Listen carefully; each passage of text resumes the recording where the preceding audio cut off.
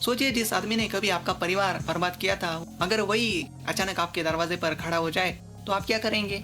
कबीर को देखते ही शालिनी को याद आ गया वो खौफनाक पल जब उसके बेटे चिंटू का किडनैप हुआ था। जैसे ही कबीर उसके सामने आता है, शालिनी बुरी तरह घबरा जाती है और तुरंत बच्चों को कमरे में जाने के लिए कहती है। कबीर उसे शांत करने की कोशिश करता है और कहता है कि वो उसे माफ कर दे, लेकिन शालिनी उसके चेहरे आवाज को देखकर उस दर्दनाक हादसे को फिर से याद करने लगती है। कबीर अपने लाए हुए गिफ्ट्स लेने के लिए शालिनी को मजबूर करता है, लेकिन शालिनी साफ साफ मना कर देती है और उसे तुरंत घर से बाहर जाने के लिए कहती है।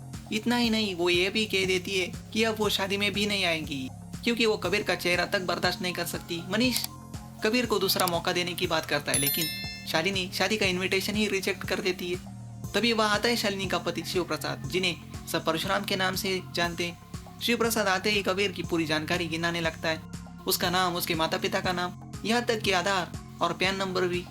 कबीर हैरान रह जाता है, ये सब आपको कैसे पता? लेकिन परशुराम साफ कह देता है कि उन्हें उसकी कोई सफाई नहीं सुननी।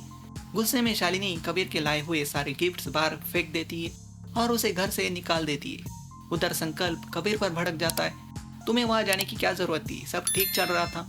अगले एपिसोड में शीतल परशुराम की जान लेने की साजिश रचती है।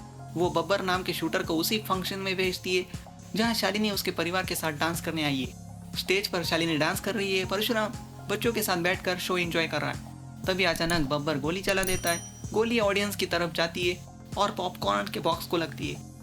गोली की आवाज सुनते ही पूरे हॉल में अफरा तफरी मच जाती है।